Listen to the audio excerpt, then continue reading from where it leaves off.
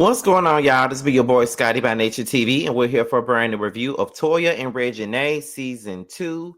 I want to say this is episode 4 or 5. I can't remember what number, but it's one of those numbers. But what's going on, y'all? I hope you guys are having a wonderful Saturday. And baby, I am tired as hell. I am tired. My sleeping schedule is all over the place, but it don't matter. I'm still here to do this video, and y'all got another video coming right after this, okay? But we're going to go ahead and get into it. Now, we ain't got no church announcements today because Love and Marriage Huntsville ain't coming on today, so there's no need to remind nobody about that. The only thing that you need to be reminded of is the live for the part 2 reunion of Real Housewives of Potomac, which will be tomorrow night at 9:05 p.m. Eastern time, right after the show. And then Married to Medicine will come out the following Monday. So make sure you guys tune in for both of those things, okay? But with that being said, let's go ahead and get into Toya and Reginae. Okay, so we pick up what we left off last week. Now, last week they was on their way to New Orleans, and Toya and Casey had their 1000th argument, where Toya is annoyed with Casey. She's sick of Casey, and he said, I guess I'm the only one with a problem here. And I'm looking at Casey, and I'm like, although he's being absolutely ridiculous, he ain't the only one there with a damn problem. It's just that he don't know how to keep his shit in. Toya knows how to keep her stuff in. And this is why I keep on saying it's easy to point the finger at Casey because of the way that he reacts. And the way that he reacts, there's no excuse for it. Don't get me wrong, it's not. But Toya got just as many issues as Casey do. And I feel like she's only pointing the finger at him, just be pointing the finger at him. You got problems too. Now, he do need to go to therapy for his own self. But I still feel like I said last week, Anita is the biggest root of cause to every single problem that's going on amongst this group of siblings.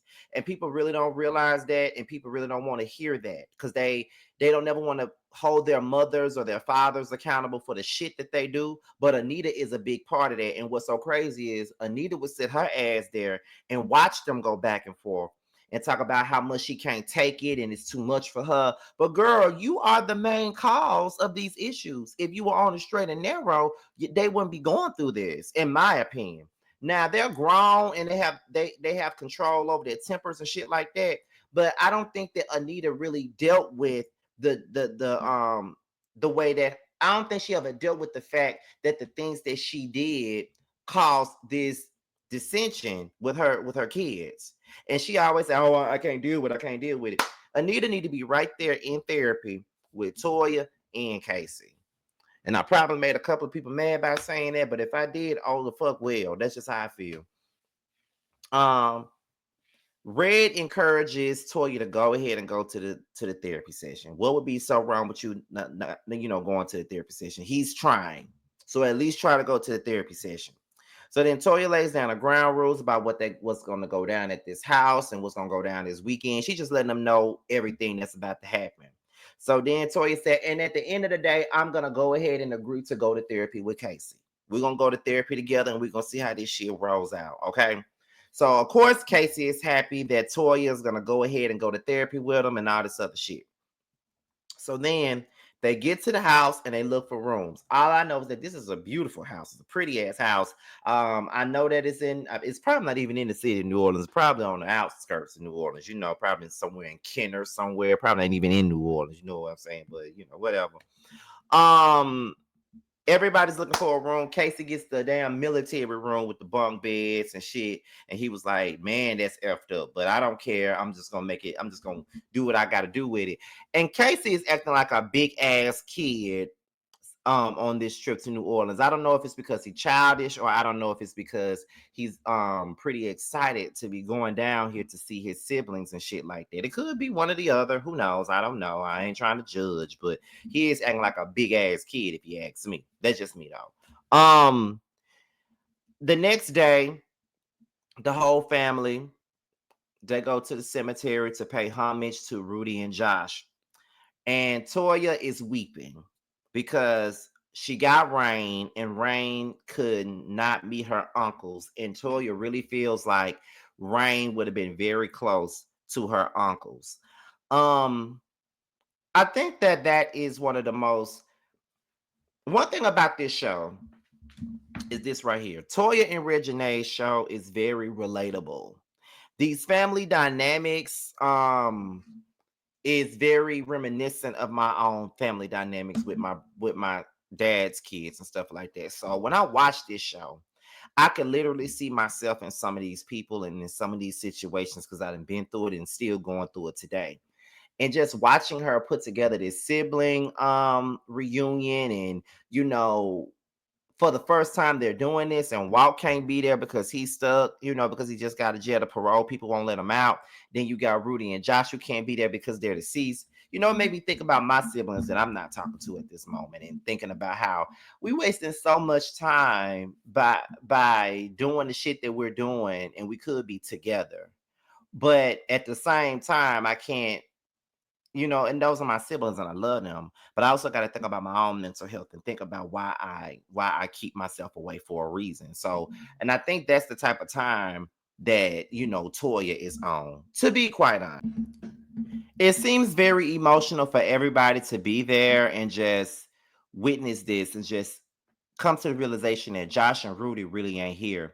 And Beatty even said that she feels like Josh and Rudy's death kind of broke up the family. And sometimes when a person dies in the family, they're pretty much, you know, sets up everything for everything to fall apart. It's kind of like how people say, you know, when Big Mama dies, the whole family dies, in a sense. Like the whole family falls apart when Big Mama dies, because Big Mama is that nucleus.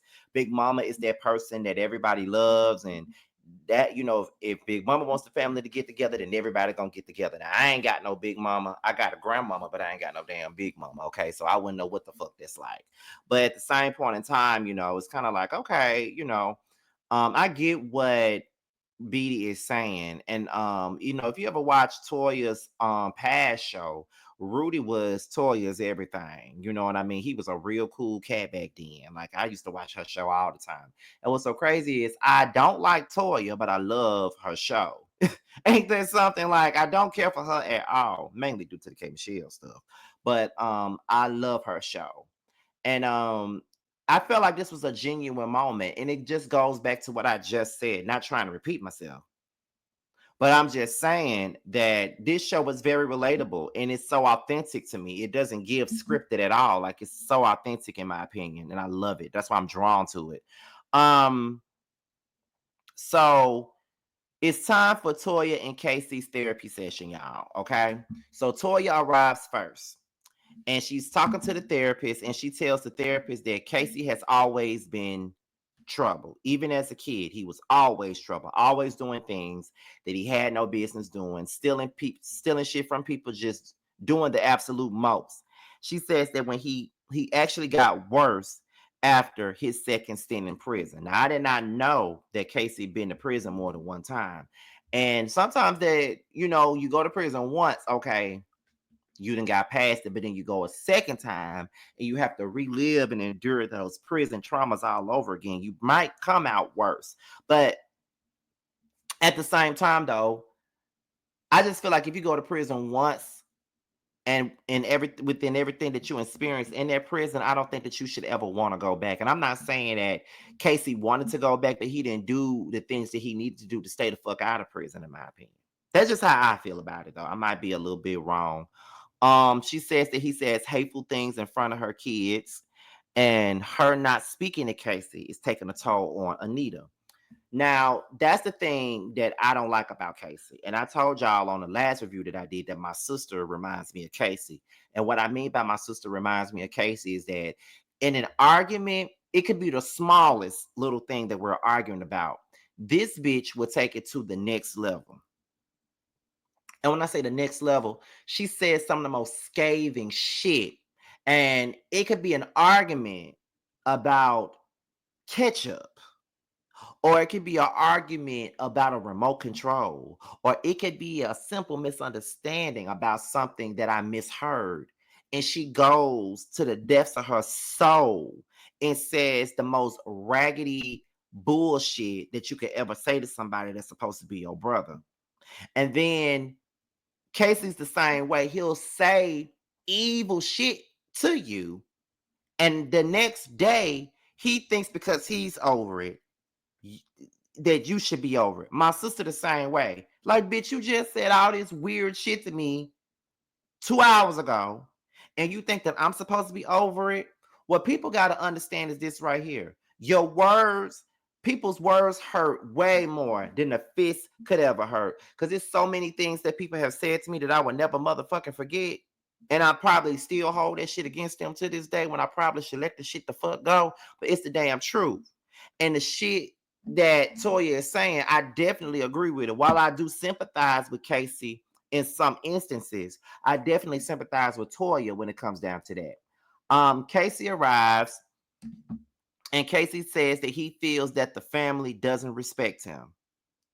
And I feel like that's the reason why he pops off the way that he does, because he feels like they don't respect him. So in an argument, why do I need to show you any kind of utmost of respect? You don't show me none. You don't support me. You see me as a joke. So I'm going to say something that's going to hurt your ass, and then we're going to see what the joke is. Once again, not trying to make it seem like he's in the right for it, because he's absolutely not right for anything that he's doing.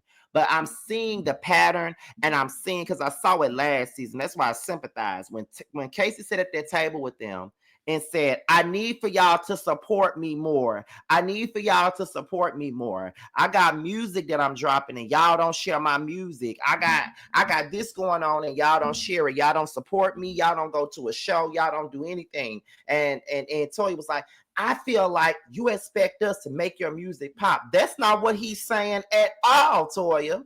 That's not what the fuck he's saying at all. See you ready to throw your fame in somebody's face and thinking that that's what he wants to use you for. And that's not what he's saying at all. What he's saying is support him more. He's saying share his shit. I totally understood where he was coming from, because once again, my sister was the same damn way. When I first started doing YouTube, she said this shit was stupid. I look stupid. Why the fuck am I doing this? I'm a dumbass nigga, all this other stuff, all because I was doing YouTube. Never supported the shit that I was doing. Never. But when I started making money from it, then it was a different tune. And then when another sibling wanted to do it, oh, well, brother, I will support you in any way you want me to. What? But when I was the one doing it, when I set the tone for somebody else wanting to do this shit, then I was stupid. I looked stupid. I'm a dumbass nigga, all this other stuff. So I got exactly what Casey was saying, because like my sister, his sister did not take this shit seriously. He really passionate about his work, and he want his people to see it through and just support him, but they wouldn't. So that's why he feels like they don't respect him, and they probably don't, and that's why he acts the way that he does.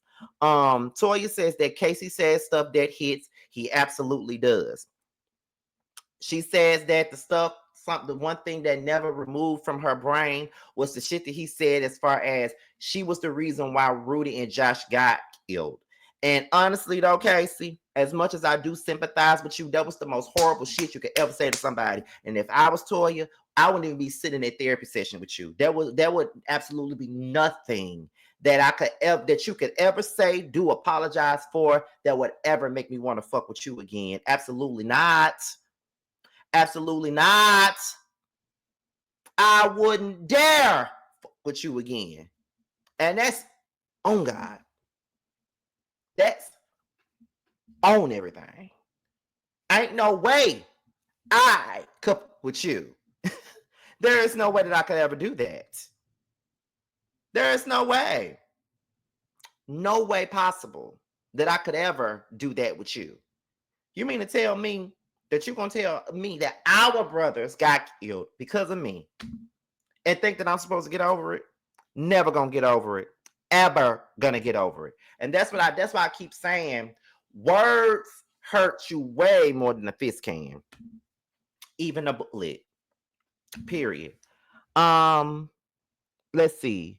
Casey says that he never believed that Toya was the reason that their brothers are dead. He just said that out of anger. He says that Toya feels that they should be pulling together, and Casey, why they should be pulling together, Casey takes his anger out on his family. He does, but do y'all play a part in him taking his anger out on y'all? See, y'all don't see. Here's the thing. Oh my God, y'all. I hope y'all not looking at me crazy. The reason why I sympathize with that so much is because again, I am looked at as the problem child when it comes down to my dad's kids because I'm the only one that's gonna speak up. And everybody looks at my reaction, but never look at the cause of my reaction. See, don't nobody see the gaslighting, the bullshit, the sneaky shit that happens that I didn't let slide. But then when I finally blow up, then that's when everybody want to pay attention. And see, I feel like that's where he's at, but it's not gonna be looked at like that because of the way he showed the fuck out. You feel what I'm saying? So I understand him, and I promise you, I get it. Um, they start talking about Casey's baby mama. Toya calls out Casey for his behavior towards Gabby. She says that whenever Gabby tried to give him a chance to do right by her and their son, he always never did right by her or her son, but he expects more from Gabby in this situation, but doesn't do the proper work to really, make things right between him and his son and Gabby. I could see that, and I ain't even lying. I could see that. I could see him not doing what he's supposed to do. Um, Casey says he's not a deadbeat. He actually does do for his children, but he's talking about buying Jordans, buying games, buying whatever he wants. You're not talking about the emotional stability of it all. You talking about finances. And yes, finances does help, but it really don't matter at the end of the day, being real. Casey then apologized to Toya. Tori said on Twitter that shit lasted 1 weekend. He was right back to the bullshit. That's what she said on Twitter now. I'm just telling y'all. But anyway, they go bike riding. Casey is Caseying. Toya and Gabby, they start talking about the session with Casey. Gabby says that Casey doesn't help her with Camden. So it goes right back to when Walter asked Casey, was he being honest with the therapist? And from the looks of that, he's not being honest with the therapist. Toya and Danielle. Toya tells Danielle that Beatty was back together, and Danielle was like, she told you?" And then Toya feels some type of way because Danielle been knowing the entire time that Mel and Beatty are back together, but Danielle said that she didn't want to get involved because that wasn't her place to tell Toya. And she's right. It wasn't her place to tell you, Toya. Get a grip. She says that Toya says that Beatty avoids tough conversations with her. I can see why she does. Because you make it about you and how you feel and why you think that it's fucked up. Never mind how she feels. You don't listen. I can see that all day for you. You don't listen to them.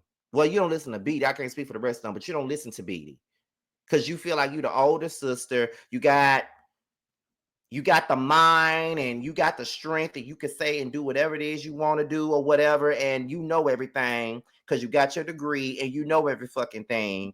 Everybody got to listen to you. That's not the way you are. You should be as the elder. I got a younger brother that I talk to all the time, and I listen to him. That's why I'm a safe space for him because I actually listen to everything that he says. Then he asks me for my opinion, and I give it to him. That's how it works. She talked about how she picked up Mel and Beatty from the accident and how all the drama between them really went out the window because all she was focused on was whether or not they was okay. Toya says that she's open to a conversation with Mel. Then Red pranks Toya and Toya gets upset. Then there's the sibling reunion. All them look alike, to be quite honest. Reggie, they got an uncle that's 12. Woo, child, that's crazy. Walter calls in, talks to his daddy. He sees all his siblings together. And then Anita calls out Walter never marrying her. And then she acts a fool and walk away. So you leave Anita as at home the next time you choose to do something like this. But y'all, that's pretty much all that I got for Toya and Reginae. Like I said, y'all really need to tune in to Toya and Reginae. This is a really good show, and I think that it's very slept on. It's underrated. It's a really good season right now. And if you're into like the family drama, the family dynamics of a show, this is the right show for you. So y'all already know what's going on. We're about to get up out of here, but before we do, I have to remind you guys that the Boss Baby Awards are on the way, and I am nominated, y'all. I'm nominated for Content Creator of the Year. Be sure to go ahead and vote for me. The link is in the description box. Go ahead and vote for me, y'all. With that being said, y'all, I am out of here, and the next video will be a quick yes for the miss, and I'll see you guys then. Bye, y'all.